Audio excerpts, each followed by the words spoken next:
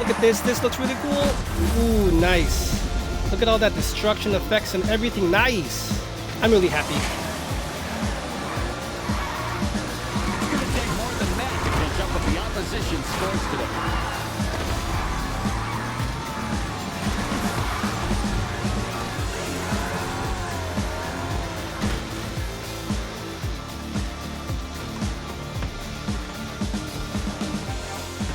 Hi friends and welcome to Viktors Reality. Today I have the BenQ EX2510 playing Destruction All-Stars on the PlayStation 5 at a 4K native signal. So you can see that this awesome BenQ monitor can accept a 4K signal, and I'll show you right here in the PlayStation 5 menu. As you can see, it is at 4K 60Hz.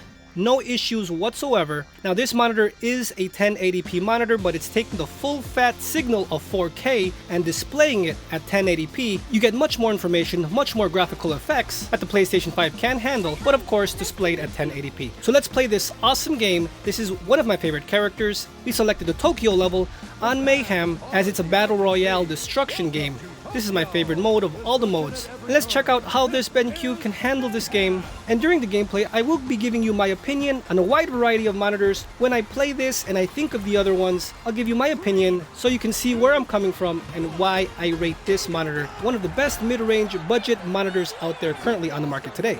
But the graphics here are beautiful. I will have this on full screen and on side view just to give you more or less an idea of how well this monitor can handle the images. Of course, at its very value budget oriented price point. This is at 25 inches. They do make a 27-inch version of this monitor. I chose 25 inch because I wanted a better pixel density. I wanted more clarity, as I don't really like too much now 1080p at 27 inches. That's my personal preference, and I prefer 1440p at 27 inches.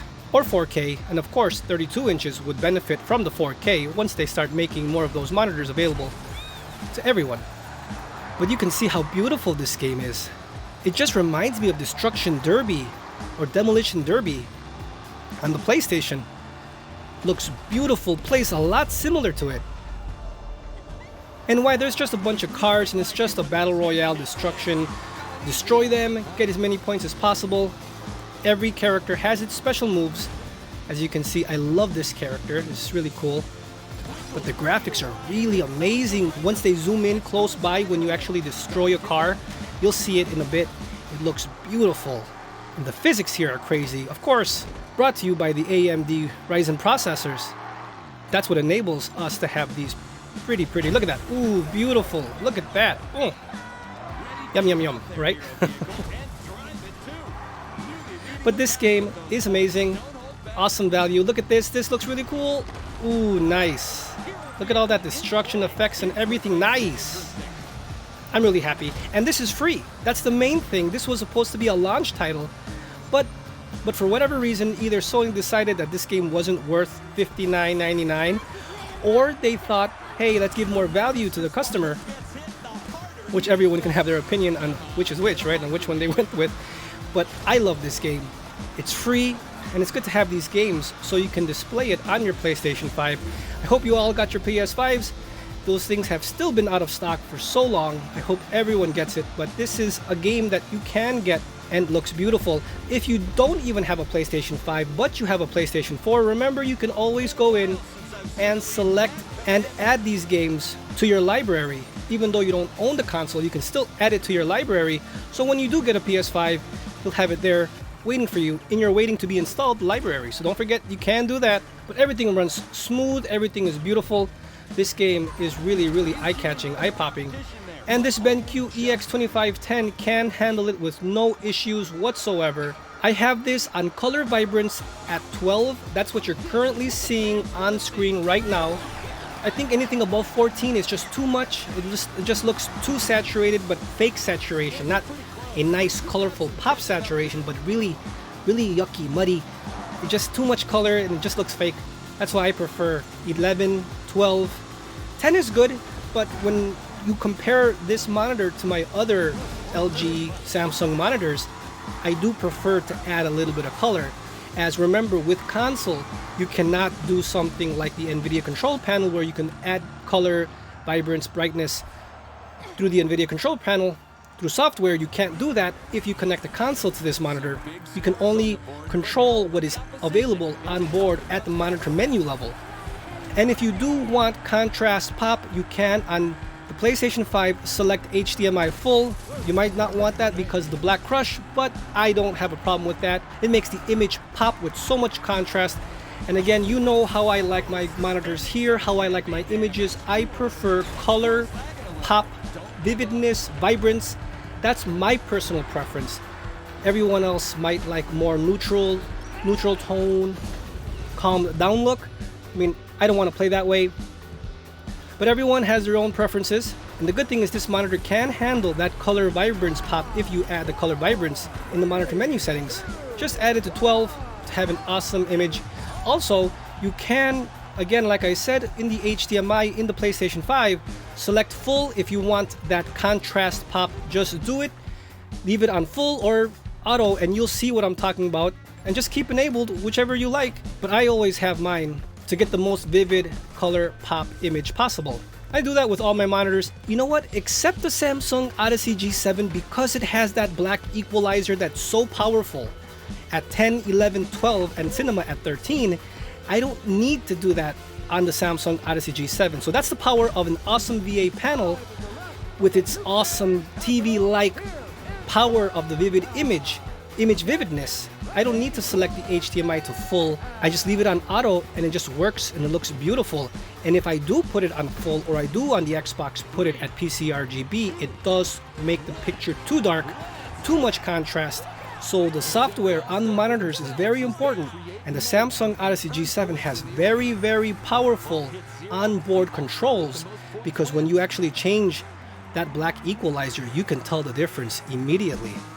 But like the LG monitors, they have a lot more color options in the actual monitor menu itself. And with this BenQ, remember, this is a lower budget monitor, but an awesome value panel. They didn't skip on the panel value. It's an awesome IPS panel. I have no issues with it.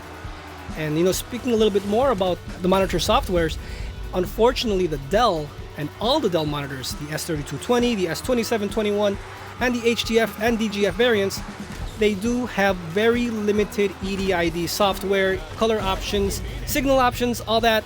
The Dell monitors, unfortunately, even though they do produce a nice picture, very value-oriented, again, we're going with that word, very value-oriented, they do have a very, very limited range of options.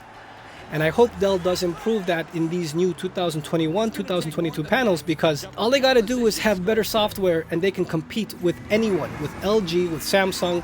I mean, of course, you know Dell does outsource these panels. They get it from Samsung, they get it from LG.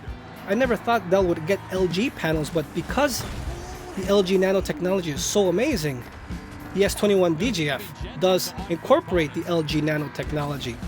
So it's awesome that all the manufacturers, of course, besides Samsung and LG, that make their own monitors, also make their own panels. And the good thing to know is that anything you buy in 2020, 2021, and in the future, you'll be good to go. Every monitor nowadays, it has an amazing set of presets, has an amazing picture, and you can't lose with anything, with any monitor that you get. Just make sure, I would say, to be safe, 2019, 2020, and on. Even if we talk about the 2019, 2020 Dells, just like with the AOO or AO3 June panels that can handle 120 Hz through HDMI, you gotta make sure that you're getting, I would say, 2020 and on, because you have a safer bet to make sure you take advantage of all these awesome picture technologies with, of course, the signal acceptance. That's the most important thing, that you can have a beautiful monitor, LG IPS, this beautiful BenQ IPS technology panel that's not from LG, Samsung VA panels, etc. One thing is to have an awesome, beautiful panel, but the next thing is you have to make sure the monitor can accept the signal, because if you don't have that signal, it's a pointless, beautiful piece of glass or plastic screen you have in your living room, and you can't take advantage of the full benefits of what that technology can produce. Example, the PlayStation 5 or Xbox Series X, you want 4K, you want to try to get to 4K as possible. Now those monitors would be super expensive, at least right now. They're going to be over 1K when they come out very, very soon. But these Samsung G7, LGs, this BenQ EX2510. They all accept a 4K signal acceptance, so you can get the most clearest and best picture you can get with the budget that you have.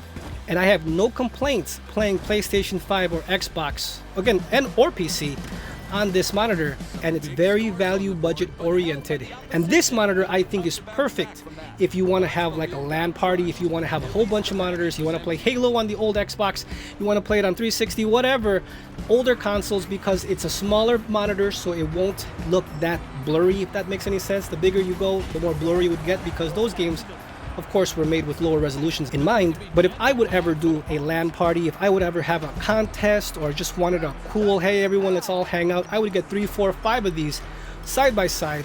We all play Call of Duty, we all go online, and we all play together. You know, there's so many games, 4-player games coming out right now, that this monitor at this price is unbeatable in my opinion from what I've seen so far. Specifically, I wanted a 25-inch 1080p monitor. This hits everything that I needed for it to hit. Perfect. I believe this is the best 25-inch monitor for its price, and that's why I have it here on the channel to show you guys many different applications, many different games. The IPS technology here is fast, fluid, it destroys the Dell's HGF VA panel. It's night and day. Compared to this IPS, that VA smear is on the lower end, while this IPS is mid-range, not low budget, but mid-range. So again, I have the BenQ EX2510 playing Destruction All-Stars on the PlayStation 5. And don't forget, I will be playing way more games and applications on this monitor to showcase it, because it does deserve much more attention that it's been getting. It's my favorite 1080p 25-inch monitor, and you will see in a video soon, I do prefer this monitor over the Alienware AW2720HF. And that will be for another video, so don't forget to hit that subscribe button if you do want to see that. So if you found this video helpful, please leave a like, share, comment, and subscribe. Don't forget to turn on that notification bell so you never miss out on a future BenQ EX2510 video. I'll see you guys next time.